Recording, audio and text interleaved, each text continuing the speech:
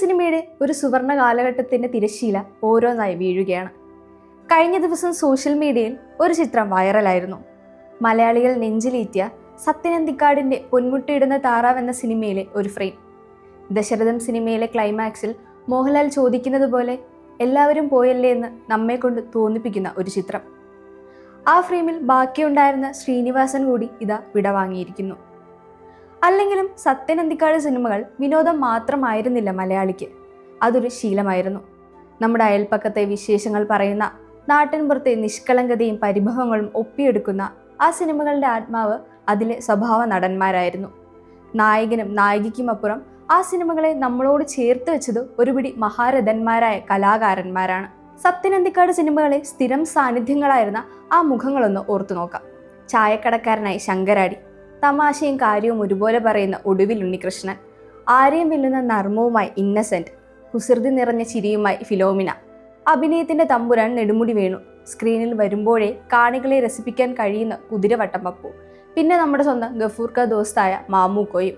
അങ്ങനെ ഇവരില്ലാതെ ഒരു സത്യൻ അന്തിക്കാട് സിനിമയെക്കുറിച്ച് നമുക്ക് ആലോചിക്കാൻ പോലും കഴിയില്ലായിരുന്നു.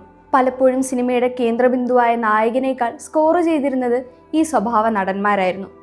ഇവർക്കിടയിലേക്ക് തിരക്കഥാകൃത്തായും നടനായും ആവോളം ചിരിപടർത്തിയ ശ്രീനിവാസൻ കൂടി ചേരുമ്പോഴാണ് ആ സിനിമകൾ പൂർണ്ണമായിരുന്നത്. എന്തുകൊണ്ടാണ് ഈ താരങ്ങൾ എപ്പോഴും സത്യൻ അന്തിക്കാട് സിനിമകളുടെ ഭാഗമാകാൻ ആഗ്രഹിച്ചത്?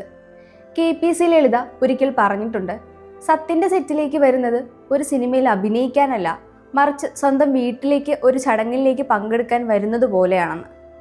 ഒടുവിൽ ഉണ്ണികൃഷ്ണൻ പറയുമായിരുന്നു, തനിക്ക് ഏറ്റവും കംഫർട്ടബിളായ സെറ്റ് സത്യൻ്റേതാണെന്ന്. സത്യൻ അന്തിക്കാട് ഇവർക്ക് നൽകിയത് വെറും ഡയലോഗുകളല്ല, മറിച്ച് അവർക്ക് ജീവിക്കാൻ പറ്റുന്ന ജീവിത സാഹചര്യങ്ങളായിരുന്നു.